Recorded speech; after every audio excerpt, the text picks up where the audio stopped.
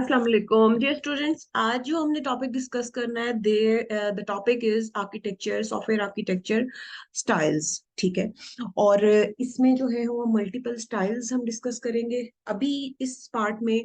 Just I would let you know why we need these architectural patterns और architectural styles। ठीक है। और previous lectures में अभी तक हमने डिस्कस किया है कि सॉफ्टवेयर आर्किटेक्चर जो है वो किसी भी सिस्टम का एज अ ब्लूप्रिंट जो है वो एज अ एक्ट कर रहा होता है। जो भी आपने सिस्टम अभी आप ने बनाना है, डेवलप करना है सॉफ्टवेयर सिस्टम, उसके लिए सॉफ्टवेयर का जो आर्किटेक्चर है वो किसी भी फिजिकल, जिस तरह कोई भी आपने बिल्डिंग बनानी है, मैंने आपको काफी दफा एग्जांपल दिए, उसी तरह सॉफ्टवेयर आर्किटेक्चर भी आपके जो सॉफ्टवेयर सिस्टम्स है उनके लिए जो है एज अ ब्लूप्रिंट या as a structure, as a architect, मतलब कह ले स्केलेटन के तौर पे जो है ना काम करता है। तो हम आज के जो लेक्चर की डिस्कशन में हम डिफरेंट तरह के आर्किटेक्चरल स्टाइल्स की बात करेंगे जो कि डिफरेंट तरह के सिनेरियोज पे जो है वो हम मैप कर सकते हैं। ठीक है। तो आज का जो हमारा है कि सबसे पहले इस पार्ट में जो हमारा मकसद है कि हम पहले तो ये समझे कि मकसद क्या है, why do we need these architectural styles, right. तो फिर पहले तो इस पार्ट में हम ये पहले डिस्कस करते हैं। अब देखिए, मसला ये है कि जब भी आपने कोई सॉफ्टवेयर डेवलप करना है, कोई सिस्टम डेवलप करना है, तो सबसे पहले जो प्रॉब्लम है, जो भी जिस भी प्रॉब्लम को आपने सॉल्व करना है, तो उस प्रॉब्लम के सॉल्व के लिए आपको एक आर्किटेक्चर चाहिए। हम इतनी देर से जो मतलब इतने अरसे से जो डिस्कशन कर रहे हैं उसमें इस पे तो हम आ चुके हैं। एक जब एक ग्रैंड लेवल का जब स्कोप वाइज सिस्टम जो है वो ग्रो करता रहता है, उसकी कॉम्प्लेक्सिटी बढ़ती है, उसके अंदर फीचर्स ऐड होते हैं, तो definitely we are required to have, we need to have our an architecture। अब जब हमने एक आर्किटेक्चर डिजाइन करना है तो हमारे पास मल्टीपल तरीके हैं। ठीक है। एक तो हमारे पास पहला तरीका ये है, सिस्टम जब भी आपने बनाना है, कि हम आर्किटेक्चर जो है ना वो हम स्क्रैच से बनाना शुरू करते हैं। अब ये कब होता है? स्क्रैच से बनाने का जो है वो सिचुएशन तब होती है कि जब हमारे पास जो डोमेन है या जो प्रॉब्लम हम सॉल्व करने जा रहे हैं that is new to us. ठीक है। And we don't have much knowledge about that and we don't know what to do. ठीक है। और क्या पॉसिबल सॉल्यूशंस हैं जो इस प्रॉब्लम के लिए जो है ना एग्जिस्ट कर सकते हैं या हो सकते हैं। तो फिर क्या है कि हमारे पास ज्यादा हेल्प मौजूद नहीं है। तो फिर क्या है कि मे बी ये जो सोल्यूशन जो हम देख रहे हैं कि शायद ये वाला सोल्यूशन हमारे लिए काम करे, तो ये भी हो सकता है कि वो जो सोल्यूशन हमें मिला है मे बी वो हमारे लिए उस पर्टिकुलर प्रॉब्लम को सॉल्व करने के लिए ठीक हो या ना हो, या उसको यूज करने से जो एग्जिस्टिंग हमें कोई प्रॉब्लम का सोल्यूशन मिला है वो हमारे प्रॉब्लम के लिए जो है वो एक सूदमंद किस्म का जो है ना सोल्यूशन सॉल्व ना हो। अब दूसरा तरीका क्या है कि हमारे पास कुछ आर्किटेक्चरल पैटर्न्स जो है ना वो मौजूद है पर्टिकुलर प्रॉब्लम को सॉल्व करने के लिए। जैसे कहते हैं ना, जैसी बीमारी उसी तरह की दवाई। तो इसी तरह से जिस तरह का एक प्रॉब्लम है ना उसी तरह के उस जैसे प्रॉब्लम्स को सॉल्व करने के लिए हमारे पास जो है ना कुछ आर्किटेक्चरल पैटर्न्स है। और ये मगर ये जो पैटर्न्स हैं ये बहुत ज्यादा जेनेरिक सोल्यूशन है उस मसले के। मतलब आपको एग्जैक्टली वो नहीं देते, ये बस एज अ टेम्पलेट आपको प्रोवाइड कर दिए जाते हैं जिसके ऊपर हम अपना आर्किटेक्चर डिजाइन कर सकते हैं। मगर इस तरीके को इस्तेमाल करने के लिए हमारे पास हमारा जो सिस्टम जो हम बनाने जा रहे हैं उसका हमारे पास कुछ नॉलेज होना चाहिए जिसको हमने डेवलप करना है। ठीक है। और फिर कुछ होते हैं आपके डोमेन स्पेसिफिक प्रॉब्लम के आर्किटेक्चर। तो ये कुछ सिचुएशंस हैं जो आपको पता होनी चाहिए। अब जैसे फॉर एग्जांपल हमने अभी जब हमने सॉफ्टवेयर डिजाइन एंड आर्किटेक्चर का कोर्स स्टार्ट किया तो हमने ये समझा कि हमारे पास जैसे डिजाइन पैटर्न्स थे इसी तरह हमारे पास आर्किटेक्चरल पैटर्न्स भी हैं। बाज जगह पे, बाज बुक्स में या बाज सोर्सेज में आप नोटिस करेंगे कि आर्किटेक्चरल स्टाइल्स और आर्किटेक्चरल पैटर्न्स को जो है ना वो इंटरचेंजेबली यूज करते हैं। लाइक कभी आर्किटेक्चरल पैटर्न को आर्किटेक्चर स्टाइल्स कह रहे होते हैं, कभी आर्किटेक्चर स्टाइल्स को आर्किटेक्चर पैटर्न कह रहे होते हैं। बट इन रियलिटी जो पैटर्न होता है ना, जैसे हमने सॉफ्टवेयर जब डिजाइन पैटर्न्स हमने पढ़े थे, ग्रास पढ़ा था, गैंग ऑफ फोर पढ़ा था, तो हमने क्या बात की थी कि जो पैटर्न है ना वो प्रॉब्लम सोल्यूशन पेयर होता है। एक प्रॉब्लम होती है, उसका एक सोल्यूशन होता है। तो मगर जो स्टाइल है ना वो एक जेनेरिक नेम है जो इन पैटर्न्स को जो है वो दिया जाता है। अब आपको आगे थोड़ा सा हम डिस्कशन करते हैं कि ये एक एक्स एक्सिस पे जो है आपके पास प्रोग्रामिंग पर्सपेक्टिव से आपके सिस्टम का या प्रोग्रामिंग लेवल पे आपके सिस्टम का जो है ना स्कोप है। एंड वाई एक्सिस पे जो है वो आपको एप्लीकेशन का नॉलेज या डोमेन का नॉलेज या डोमेन अंडरस्टैंडिंग। तो किस तरह से आप क्या डिसीजन लेते हैं और आप इन क्लाउड्स को जो है वो समझें थोड़ा सा कि when you are having a shallow knowledge, right, उस डोमेन का या उस मसले का जिसको आपने सॉल्व करना है उसका अगर आपके पास शैलो नॉलेज है तो और उसका जो स्कोप है प्रोग्रामिंग लेवल, एक बार फिर मैं कह रही हूँ कि प्रोग्रामिंग लेवल स्कोप जो है वो भी कम है। तो फिर हम क्या यूज करेंगे, we use design patterns that we have studied in our last lectures, in our previous lectures. और जैसे ही सिस्टम का स्कोप बढ़ता है, we need an architecture style, उसकी जो जरूरत है वो बढ़ती जाती है।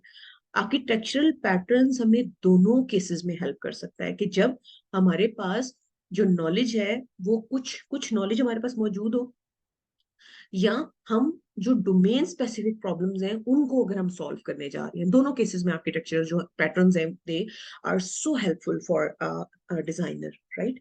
तो अब आर्किटेक्चरल स्टाइल्स को अप्लाई करने के लिए और इन पैटर्न्स को अप्लाई करने के लिए we need to have more deep knowledge. Deep knowledge of what? Deep knowledge of our domain.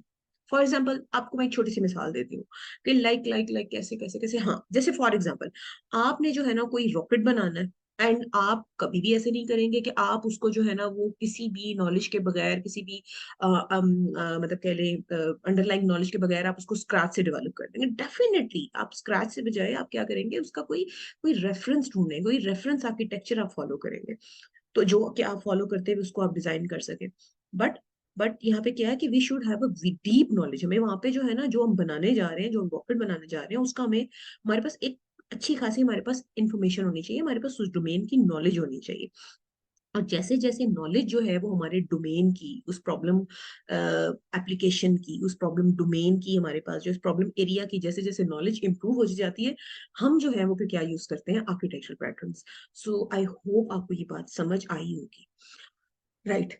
For example अभी जो मैंने अभी हम जो बात कर रहे हैं कि जब डोमेन स्पेसिफिक सॉफ्टवेयर आर्किटेक्चर्स की बात की जाए, तो हाईएस्ट रीयूज जो है वो होना आप करना है। आप स्पेशली नीचे बात भी लिखी हुई है कि जो नाइव आर्किटेक्ट्स है, ठीक है। नाइव का क्या मतलब है, जो अभी न्यू है, जो जिनको इतना कोई खास नॉलेज नहीं है। फॉर एग्जाम्पल जैसे भी मैंने आपको पीछे ही एग्जाम्पल दी है कि अगर आपने जो है वो एक रॉकेट की डेवलपमेंट करनी है, और वो जो आपका डिजाइनर है वो इतना कोई एक्सपीरियंस नहीं है, अभी वो नाइव है, और उसको इतना उस डोमेन के बारे में भी नहीं पता, तो फिर क्या है कि इस तरह की डोमेन के आर्किटेक्चर को डिजाइन करने के लिए जो है वो एक स्क्रैच वाली जो अप्रोच है वो कोई इतनी अच्छी नहीं होगी।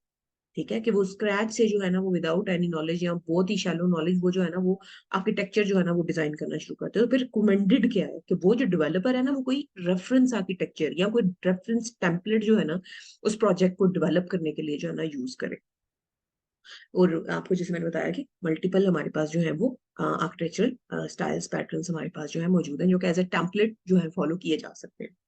फॉर एग्जाम्पल एक और एग्जाम्पल आपको देती हूँ कि अगर आपने गाड़ी बिल्ड करनी है, आपका जो डिजाइनर है उसका इंटेंशन क्या है कि उसने गाड़ी डेवलप करनी है, उसने गाड़ी बिल्ड करनी है, तो फिर क्या है कि we would need a pattern, any structure that on which we'll develop our car. हमारे पास कोई पैटर्न होगा, कोई स्ट्रक्चर होगा जिसकी बेस पे हम गाड़ी बनाने शुरू करेंगे, और उस वो जो रेफरेंस स्ट्रक्चर है या जो स्केलेटन है, ठीक है, उसके बाद उसके अंदर हम कुछ कंपोनेंट्स या कुछ लाइब्रेरीज उसके अंदर जो है ना वो हम इंगेज करेंगे। जैसे फॉर एग्जांपल डोर की कोई लाइब्रेरी होगी जो हम उसके अंदर इंगेज करेंगे, कोई इंजन की लाइब्रेरी होगी जो उसके अंदर हम इंगेज करेंगे, and up to so on etcetera. और इसके अलावा इन लाइब्रेरीज, इन कंपोनेंट्स के अलावा we would need some guidelines के उन लाइब्रेरीज को या उन कंपोनेंट्स को अब उस रेफरेंस आर्किटेक्चर के अंदर या उस रेफरेंस स्ट्रक्चर के अंदर या उस रेफरेंस स्केलेटन के अंदर अब इनको किन गाइडलाइंस, किन प्रोटोकॉल्स को फॉलो करते हुए आपने इन लाइब्रेरीज या कंपोनेंट्स को उन स्ट्रक्चर या उस आर्किटेक्चर में फिट इन करना है। ये जो गाइडलाइंस हैं ये इन लाइब्रेरीज को कॉन्फ़िगर करने के लिए जो है ना ये यूज होती हैं किसी भी आर्किटेक्चर के अंदर, ताकि जो हम जो सॉल्यूशन बिल्ड करना चाह रहे हैं, जो हम प्रॉब्लम सॉल्व करना चाह रहे हैं, या जो हम एक डेवलपिंग या एक रनिंग सिस्टम बनाना चाह रहे हैं, वो पर्टिकुलरली अच्छी तरह जो है वो अपनी रिक्वायरमेंट्स को जो है वो फिल कर सके। हमारा टास्क जो है ना बड़ा लिमिटेड हो जाता है। क्यों? उसकी वजह है कि हमारे पास जो है वो प्रूवन और रिलायबल आर्किटेक्चर्स है, हमारे पास आर्किटेक्चर स्टाइल्स है, हमारे पास रेफरेंसेस है, हमारे पास जो है ना वो कंपोनेंट्स है, जो कि उसके आर्किटेक्चर, उस रेफरेंस आर्किटेक्चर के अंदर हम क्या कर सकते हैं, यूज कर सकते हैं। तो जब भी हमने कंपोनेंट्स को रीयूज करना होता है, तो आपको अच्छी तरह पता है इन लाइब्रेरीज को हमने जब यूज करना होता है, इन कंपोनेंट्स को यूज करना होता है, तो हमें उनको क्या करना होता है, उनको हमने कन्फिगर करना होता है।